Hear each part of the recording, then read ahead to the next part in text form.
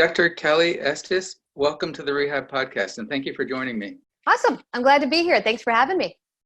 You know, when someone goes from, say, heroin or an oxycodone addiction and they get on Suboxone, I mean, they go from complete hopelessness to in a month or two being like totally back to normal and ready to face life and do what you want to do. Well, that kind of treatment, medication-assisted treatment with Suboxone, tends to really be best for people in those situations, critical, like where they really can't afford to fail. Now, if someone came to you at that point and they said to you, I really want to do something different with my life, can you start with them from that point? Yeah, absolutely. We start with the chemical first. So if you're physically not feeling well and you're on heroin, you have to come off of it. And it's going to take a long time for your brain to reset and your body to reset. So getting on Suboxone or methadone is that stopgap. And if you're going to go from sitting on the sofa, nodding out, drooling, and you get on Suboxone or methadone, 2 weeks later, you have a job and you get up out of bed, get on it. That's my theory. My theory is any path to recovery. I don't care what you use to bridge that gap, do it. And then step down from it. You don't have to be on it for the rest of your life, but you can definitely use it to feel better. And then as you wean off of it, continue increasing your lifestyle. And that's when I work with them. When they're clear-headed and they're on the Suboxone, the methadone, or marijuana maintenance, whatever they're on, I work on their goals then, because now physically they feel better. If you don't feel good physically, I can't help you. And that's why I think so many treatment centers fail. We have this abstinence-only policy where you have to go to treatment, you have to get off the drug, and they take, you're using heroin for 2 years and all of a sudden you're totally sober. You get 7 days of Suboxone or methadone and bam, you're sober, and you're sitting in group and you don't feel good. If you don't feel good, what are you absorbing? You chemically don't feel good. Your body aches. You still have restless legs. You have anhedonia, which is flat affect. You don't want to be there. 3 weeks goes by. You still don't feel good. And they send you home and they say, okay, great. Now go enjoy your life. And the person is just sitting there going, I still feel foggy. I don't feel good. And then you have their wife or their husband going, okay, get up, get a job. You've been gone for 30 days and I've been managing these kids and paying these bills. And the person is just like, you have to be kidding me, because their brain isn't firing. So we need to start taking care of that stopgap and making sure, and it doesn't have to be forever. You don't have to be on these things forever, but you have to feel good enough to have that coaching or that therapy to change your life. If you physically don't feel well, you will not do anything, period. And I saw that with my husband. We got him off the heroin and then he would just sit there and look at me and go, I'm bored. My brain, I'm bored. My brain isn't firing. I don't feel good enough to work, but because he's a drummer. He's like, how am I going to play drums for 4 hours? I don't have the energy. So he sits on the sofa and he's like, my mind's just racing. My body doesn't want to work, but my mind is racing. And that's the worst spot for an addict to be, is having the racing thoughts and not feeling good. And then he would reach for heroin. And I said, what can we do? And we went to a sub doctor, we went to methadone, and methadone worked. And he got on methadone and then he started rebuilding his life. And then he stepped down, and bam, he was off of it. But that was the stopgap. And a lot of people said, oh, well, your husband's not clean. And I said, you could have the option of having someone on heroin and fentanyl that could die, or you have them using a medically monitored device that's not going to kill them. That's just, why are we saying no? Why are we saying don't try this product if it's going to help them feel better and get them off the thing? I don't understand that mentality of people. Yeah. And I should say that I said Suboxone and methadone is currently still the gold standard with at least 75% success rate. And it probably is the ideal treatment for a lot of people who are on the current street heroin and fentanyl. We've had some difficulty transitioning people onto Suboxone, and it can be done. But if somebody just really needs to get clean that day and not take any chances, methadone is a good option. Yeah, I love it too when we do intervention, because a lot of times people will say, well, the person's starting to detox. I'll say, take them to the methadone clinic. Take them in, get them an appointment, get them on it, and guess what? They're going to be fine when you get them to treatment because they're not going through precipitated withdrawal. And a lot of people go, oh, I never thought of that. Why would you drag somebody in precipitated withdrawal on a plane that's throwing up? Why? We have other methods out there. Just because you say abstinence only, I'm like, that's kind of inhumane at this point, because we have science now to show us what we can use. Yeah. And other countries are doing stuff that we can't even do here. I mean, they're using medical heroin to taper people off, and they're using psychedelics in other countries. And I mean, just really innovative stuff that, hopefully things will open up here in the future, and we'll be using other technology that we don't even have available yet. I know, it's kind of interesting. So I was on the Dr. Drew show in 2016, and Dr. Drew was abstinence, and I was pro marijuana. And he's like, what do you mean pro marijuana? And I'm like, well, if somebody wants to come off of heroin with, medical cannabis, why not? What's the problem? Well, that's not clean. That's trading one drug for another. And now he's pro marijuana. And I just thought it was the funniest thing, because I'm like, you have to keep up with science. If something works and it works consistently, we as professionals and doctors should never say, don't take that. We should say, if it's working for you, take it, right? Let's get you on something that makes you feel better to get you to transition where you need to be. And everybody's like, well, you can't do that. You can't do clean needle programs. And I'm saying, well, why not? It's a great idea. Somebody comes in, give them a clean needle. We've now dropped STDs. We've dropped HIV. We've dropped AIDS because we know they have a clean needle. We've cleaned up the ER. People say, everybody's clogging up my ER. Well, if we offer this service, we're not clogging up the ER. And if they overdose there, you've got Narcan. But even more importantly, while they're sitting there, I can say, do you want to come off this? How about methadone? How about Suboxone? How about coaching? How about marijuana? I can offer you services that maybe I couldn't offer you because you didn't come in to see me. And instead of saying, wow, this is an idea that may work, everyone goes, oh my God, we can't do that. Well, why not? What we're doing currently is not working. So what about something else? Oh, yeah, definitely. So I was reading your book. When did you write that book? It's really good. The 7 keys that tap into the wealth inside you. That's it.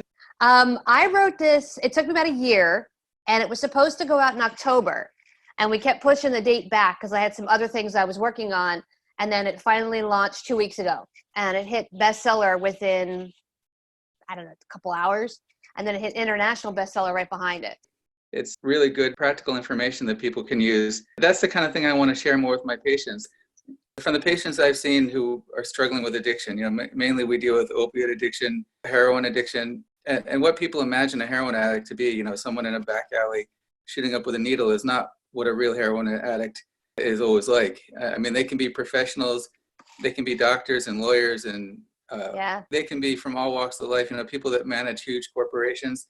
And they tend to be, in my experience, people who struggle with addiction and who have the most difficulty overcoming it tend to be the people who have the greatest potential for success. And I feel like I should be motivating people more for that. Of, don't just get clean, but do something really great with your life. I feel like maybe they need more motivation and coaching. I mean, what do you think about that? I don't know if you saw this. My first book is I Married a Junkie. And it's all about my husband turning to heroin while I was building my private practice, working with clients. I've been doing this for 25 years, and he started using heroin. He's a musician out of nowhere. And I started making this shift from therapy into coaching because I noticed as I did that, my patients and my clients benefited more from the coaching than from the therapy. Because with therapy, we're always going backwards and rehashing stuff. And when I'm putting in real-time accountability and saying, okay, let's get you sober, but now what?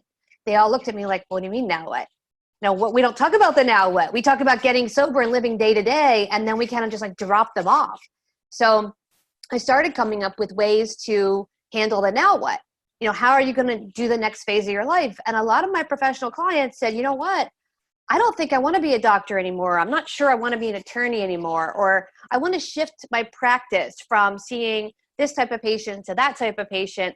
So I said, well, let's do it. Let's create it. Because if you go to work and you're not happy, you're not going to stay sober. And if you wake up in the morning and you're not happy with your wife and kids and you hate your life, you're not going to stay sober. And that's what prompted the second book. It was working with my clients on the now what. Where's your purpose? Where's your passion? Some of my clients live in lack. They're always in fear of not having money, but they make a ton of money because they spend too much money and they don't think about the, saving for the future. And their theory is, well, just for today. Yeah, so people really need to set priorities and think about what they're doing. And you talk in your book about people having limiting beliefs, not believing that they can do something. So I knew very early on that I didn't fit the model of my parenting lifestyle. So my mother and my stepfather, when I wanted to go to college, said, in our family, we don't go to college. That's not attainable. My dad, even though I made a lot of money, never finished high school. He went into real estate. When I said I want to go to college, it was like, oh, we don't do that. We don't go to college. And I thought to myself, there has to be more. My mom said, what are your goals? And I'm like, well, I want to make $1 million. And she went, we don't have those resources. And I said, well, I want to have a house by the beach. I want to be at the beach where I can see the ocean. And she says, well, we don't live there. We live here. This is where we live. Okay. And I said, I want to go in and buy a new car off the car lot, like brand new. And she goes, well, we can't really afford that. And I remember sitting there thinking, all I heard was, we can't, you don't, you won't. And I thought to myself, well, why not? And she goes, because unfortunately you weren't given those opportunities. And I thought, why can't I have them? And I remember at 14 going, I'm going to smash that limiting belief and I'm going to become something. And I got such pushback from my family.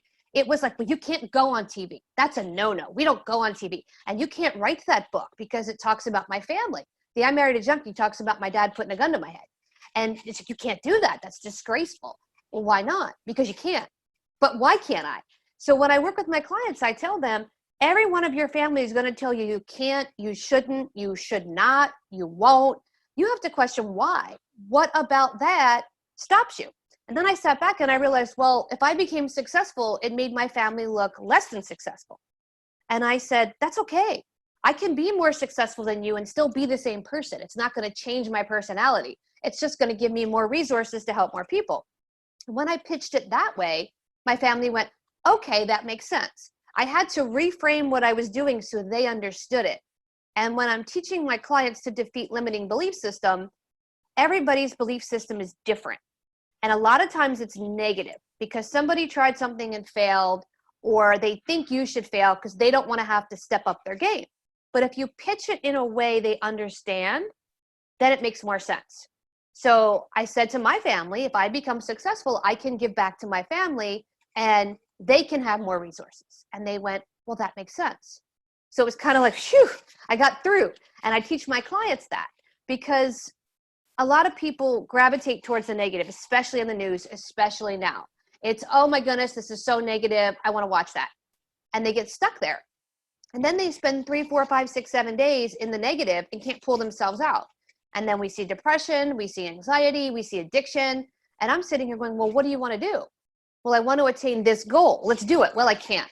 And then I hear all the I can'ts and I flip them. And I say, what if you could? What if you could? What if you could? And they say, whoa, I didn't realize I could do that. Why not? Let's do it. And then they do it and they see success and they're excited. Well, when they're excited and they love life, they don't want to use drugs. Because I tell them your drugs and alcohol are not your problem. They're your solution to a problem. What's your problem? And we get to the bottom underlying cause of I hate my life, or I thought I couldn't do that, or I thought I wasn't allowed to do that. And we flip that and they're successful. They don't want to get high or drunk.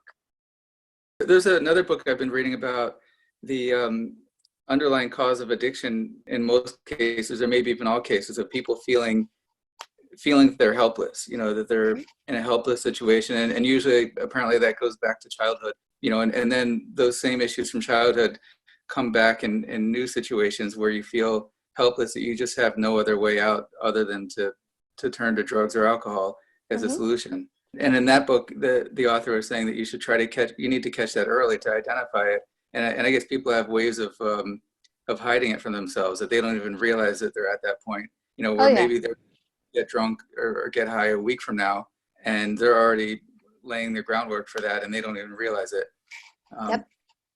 So, and now you have a background in therapy, so you understand it from the point of a doctor of psychology and as a coach. Yeah, both. I started off as a clinician, and then I went and got my Ph.D. in clinical psychology.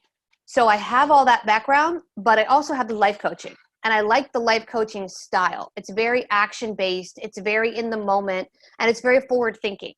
So when I get a client who wants to sit and complain and talk about when they dropped the ice cream cone when they were 5, and that's why they were a drug addict at 50, I stop and I go, okay, that's great, but what are you going to do today to fix that? And it kind of takes them off guard because they say, well, wait a minute. I want to be over here and complain. And I'm like, no complaining. Let's talk about action. So coaching is action. So in my sessions, they get 5 minutes to complain out of the hour. And I put my timer on and I say, for 5 minutes, you can complain about anything you want. I don't care, the weather, your wife, your kids, whatever. But when that timer goes off, we're in action. And they look at me and they're like, okay, they love the first 5 minutes. And then when we're in an action phase, they keep wanting to go backwards. And that's the therapy component. And I'll say to them, let's process this, but we have to stay in action, because if you don't move forward, you're just staying still. And that's the coaching side.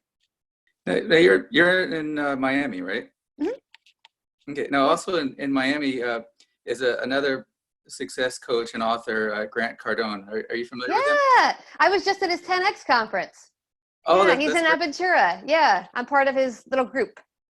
Oh, that's great. Yeah, and I know he talks about addiction in his books and how he overcame addiction.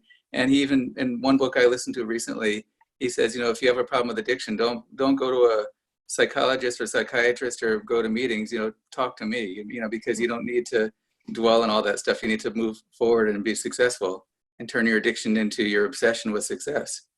You do, but there's also a fine line. And getting addicted to success and money. And I think he straddles that, where money gives him that same rush that the cocaine did and the other drugs did. So when I'm working with my clients, I let them know an addict is an addict is an addict. You're going to find something that's going to, you know, get you out of bed in the morning. It has to be a healthy addiction. So Grant's is a healthy addiction. You know, money and success is great, but that can become unhealthy if that's your only obsession. Yeah. I can see how his style might not appeal to everybody. And I think that there needs to be more out there for women. And it's great that you're doing this, because women can obviously be as successful or more successful than any man in building a business and doing anything they want to do. And I think they need to hear it from someone they can relate to. It's interesting you said that. So I went to his conference in Vegas. All of the speakers were male, except for his wife, Maria Forleo, who's a very successful female, and then The Rock's ex-wife. That's it. Every other speaker was male. Most of the attendees were male. And when Eva, his wife, spoke, she said, Grant has 12,000 people for Grant Cardone conference. There's the women's section of that she runs. It only had 500 people. And she said, why is that? And she said, I'm the driving force behind him. He's successful because I made him successful. And I stopped and I thought about that. And I said, she has a point. When you have a female that comes up that's a strong female, people kind of shy away from that. And they say, wait a minute, it's too aggressive, or it's too over the top, or she's too successful. So being female in this space was difficult. That's what we face, being a female in this space, coming in this direction. But I've been able to train a lot of other women that have a softer, gentler style, because I'm very aggressive with my style. If you come to me, you're going to achieve your goal. If you want to do it, we're going to do it. I love the story of the woman who founded Spanx. You know, the thing about how she sold fax machines and kind of really struggled to get the company going. It's really a great story. It's tough because in any space, women are seen as less than. We're seen as, well, you're not as good as this, or you're not as good as that. Why is there such opposition and such anger? And it was just like, you can't do what someone else is doing because you're female. And I'm thinking to myself, that's bizarre, but that's how our culture is. You mentioned you specialize in helping people who have been victims of narcissism. Mm-hmm. And we did an episode on that, scapegoat of the family, who's a victim of a narcissistic parent. And it was really interesting. And I think a lot of people could relate to that, of, maybe being the kid in the family who's the overachiever, or the person with high potential. Is that something you deal with a lot? I do. I generally end up working with the narcissist. So I generally work with the perpetrator. I'm able to get them to do some movement that other people can't, because I'll challenge them as soon as I meet them. I do have some victims of narcissism. Victims of narcissism are usually in therapy for long periods of time. The narcissist, most people bow down to them. They're afraid of them. They're afraid of confrontation. They're afraid of getting yelled at. They're afraid of getting gaslit. And I'm not. So when they get into that mode, they've called me every name in the book, the C word, the B word, the F word, I don't care. I'll just look at them and say, are you done? They're intrigued by that. How is that happening? How is this pattern of behavior I have not working? And that's when we start to delve into the pattern of behavior. And we talk about, what are you trying to achieve here? And in that process, the victim of their narcissism is usually getting help as well. So they're starting to learn what to say and how to say it to the narcissist. So that's my specialty. Someone who is a victim of a narcissist, they could bring the parent or spouse or whoever to you to get some help. Oh yeah. And then I can show them how to handle that person on the back end. They don't realize they have so much power. They don't think they have power. They don't realize they're in the driver's seat. They think they're in the back of the bus. And I say to them, there's certain things you can do and say that'll change this whole thing around. So it's interesting when you have that type of personality. So where some people might recommend to someone who's suffering with a narcissist, a lot of people would say, just get away from them, Yeah. And I always say this, even if you get away from them, you're going to pick the same type of person. There's a reason you're gravitating towards a narcissist, and it has to do with childhood. It has to do with not feeling good enough and having low self-esteem, because when you first meet the narcissist, if you go back to your first date, you'll remember they told you you were beautiful and smart and amazing and the best person they ever met. And they're going to marry you and give you the world. And you ate up all of that, right? They put the ring on your finger and it all went to hell. That's a narcissist. You're going to repeat that pattern because something in you is not fulfilled. Your bucket is empty. And because you have an empty bucket, you're relying on that narcissist to fill the bucket. A narcissist love attention. Negative, positive, doesn't matter. They love attention, right? The more attention they have, the better. And you're giving that to them.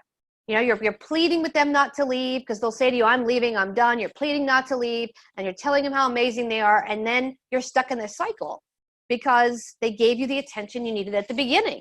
And you have to learn how to fill that bucket. When that bucket's full, you're not going to attract a narcissist. You're going to repel a narcissist.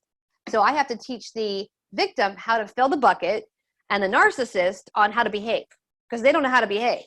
They only know how to gaslight and be mean and be nasty because that's what they've done their whole life to get where they are. They don't know true success.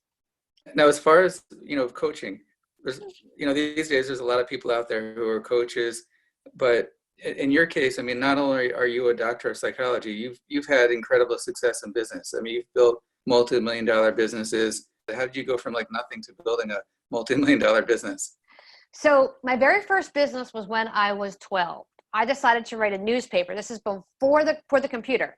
I wanted to write a newspaper and sell it to the neighborhood. So I did. I had to handwrite it. I went around and interviewed people, and then I had my mom copy it, and I went around and sold it, and I made money. And I was like, oh, this is fun. So I've always been an entrepreneur. And then when I moved to Texas, I left Pennsylvania, and I was sitting there one day, and I was applying for jobs, and I wasn't getting any. And my friend was applying for jobs, not getting any. And this is around 2003. I looked at him and I said, let's start a company. He goes, what do you want to start? And I'm like, well, we both know fitness. We both know coaching. Let's do an in-home fitness company. Bam, we popped it up. Now, remember, we each have a 1-bedroom apartment. I had no furniture, didn't have any money. So I flipped over my plastic bin that I had my clothes in and put up back then it was the big computer, like the big monitor with the big desktop. And I put that up and I sat down and we just started writing a website. We didn't know how to build a website. We didn't know how to market. Google SEO had just come out. So we started doing it. And within 2 days, we got our first sale in San Diego for a trainer. We didn't even have a trainer. And I looked at my business partner. I'm like, oh my God, we got to hire trainers. So we started hiring trainers. Our first year we made 100,000. Our second year we made 300,000. Our third year we made 4.1 million. So we figured out the formula of what works, and then bam, I'm an entrepreneur. I think I've worked maybe 3 years for somebody else my entire life. And I'm sitting there, I'm like, okay, this is a start. So that was my start. And then I went, all right, what's next? And he said, what do you want to create? And I'm like, let's do a music company. He looks at me, he's like, you're crazy. I'm like, let's do it anyway. So we started doing press and PR for musicians. That's how I met my husband. And from there, the economy wasn't strong enough. So I took a step back and I said, I'm going to go back into psychology because that's what I really know. It's what I really love, but I also like making money. So I took a step back, got back into my industry, and then went into private practice and said, if I'm going to do this, I'm doing this high end only. I'm going to come out the gate kicking. And I did. And here we are. I've created the largest online school for addiction studies in the world. We're in 25 countries. We've trained 10,000 people. Certain treatment centers have bought our programs and white labeled them, which is really cool. And certain states have hired us to be their SUD, OUD providers solely. So all we do is train their counselors and their coaches. You've had so much success in this area, and a lot of these rehabs around the country are still against medication-assisted treatment, and you understand it, you're in favor of it. You could, really have a huge influence and make a big difference in the industry. When I sit down with the treatment centers, they say there's no money in it. And I'm like, well, okay, but what if you had an aftercare program where you had doctors that were part of your facility that did the actual aftercare? Think about your success rate. Someone comes through your treatment center and they go home and they have access to a doctor and access to a coach, and they're on a maintenance program, and they can call their coach, they can call their doctor. You've created more powerful people. And their answer is always, well, we don't get paid for that, and we want them to come back. They're in this like merry-go-round of let's keep them sick so they come back. And it's kind of like, well, that's not why we're in business. We don't want to keep our people sick. We want to get our people well. And they see patients as basically insurance cards to repeatedly bill over and over again. Yeah. I've noticed too, when you go in, a client goes in, say, using heroin or opiates, and they come out, they won't give them Suboxone, they won't give them methadone, but they'll give them Seroquel, they'll give them Wellbutrin, they'll give them Celexa, they'll give them like 4 or 5 different pill bottles. And I'm thinking to myself, they're not depressed, they're not anxious, they don't have ADD, but you got all this crap you're giving them. Why don't you give them Suboxone? Because that's what they need. They came in with presenting problem was a heroin problem, right? So we know their serotonin and dopamine is depleted. Why are we continually giving them stuff they don't need? And when they fail, going, well, they didn't get it, put them back through again. There's no success there. And when I question that, a lot of treatment centers just shoo me out the door because like, well, we don't want to talk about that. And, hopefully things will change for the better going forward. Yeah, I actually teamed up with a colleague, and we created a supplement line. And I wanted to show you this. If you could do it like this and share a DO. This is all neurotransmitter based. This is for heroin. And it's we've been doing this for 2 years. It comes in different packets, and it's called Pro Recovery RX. And they get a morning, a noon, and a night packet, and it's all neurotransmitter stuff. And the goal is that when they're coming off Suboxone or methadone, they have something to make them feel better. So we load it for 30 days. So as they make that transition, when they get down to the 2 milligram mark and they're all panicking, their serotonin and dopamine is already naturally high enough that when they step down off of that, they're not freaking out and panicking. And we've had success with all of our clients for 2 years doing this stuff. So we finally brought it to market, and we have one for alcohol, one for crack and cocaine, one for marijuana. And then we have 4 mental health ones coming out. We have one for depression, one for anxiety, one for ADHD, and one for failure to launch. Because that's the new thing, is we're hearing these parents say, my kid won't get out of bed. He's smoking weed, playing games, and won't get out of bed. And we're like, that's low dopamine. Like that's the problem. Let's fix the dopamine. And then we look at what they're eating, which I'm sure you hear that all the time, is I don't feel good. And you ask what you had for breakfast, and you hear Pop-Tarts. And you're like, well, Pop-Tarts are not a breakfast food, and that's probably why you don't feel good. That's a great idea, because people don't realize that it's neurotransmitter depletion is why they don't feel good after they crashed from using drugs. I remember hearing an addiction expert lecturing at one of the conferences, and he said, you can only squeeze so much serotonin out of a neuron before you can't get any more out of it. Yep, absolutely. And then we don't fix that. Abstinence doesn't fix that. They say, okay, don't do drugs, here you go. And it's like, well, wait a minute. How are you going to fix the brain? The brain has to heal. And they say, oh, well, it'll heal over time. Well, who wants to feel like crap for 6 months while their brain is starting to repair? What if you had, we have the science, we have the tools, we have the things out there to help people feel better now, but we're in such an antiquated system that everyone is like, well, the book from 1939 tells us we shouldn't take that stuff. Well, it's not 1939 anymore. It's 100 years later. We have more tools. Let's use them. Why are we stuck in this let's not use the tools thing? And I can't figure that out. I like to tell people a story I read. There was a book called Overcoming Opioid Addiction by Dr. Adam Bazaga. He tells a story in the book. Bill W., the founder of AA, had a meeting with the doctor who founded the methadone maintenance program. And he went to him and he said, methadone works so well for heroin addicts. Can you come up with a drug like this that works for alcoholism? Because if people could get medical treatment and they could focus on working their steps. So even the founder of AA was in favor of that. And now things have completely changed, and I know AA doesn't have a thing about medication. It's a per group. There's people in AA that don't believe in it. The founder believed in medication, but then you go to NA, Narcotics Anonymous, and they're officially against methadone and officially against Suboxone. And that's a big problem, that people can't go to those meetings and feel comfortable if they're on medical treatment. Well, that's why I created the recovery coaching training. People want to go to meetings, they want to be connected, they want to feel part of, and they want to talk. But once you go, you're judged, right? If you have a drug problem, you go to AA, they don't like you because you're not an alcoholic. Well, alcohol is a drug. There's like this stigma of, well, you don't do alcohol, so you don't belong, or you're a junkie, so you don't belong. And they go to NA and they say, okay, here I am, I'm on methadone. Oh my goodness, you're using drugs. Meanwhile, they're sucking down caffeine, They're smoking on a cigarette outside, chain smoking, and they're eating enough sugar to kill a small tribe in Africa going, you can't have this, but I can have this. So I've always questioned that. I've always said, sugar's, one of the biggest drugs on the planet. If you're sucking down Snickers bars and Skittles telling him he can't be on methadone, do you realize you're doing a drug? And then they say, oh, well, that's not going to make me steal stuff. And I'm like, well, Suboxone and methadone isn't going to make them steal stuff either. It's this, I can have it, but you can't concept. And I think all of that needs to change.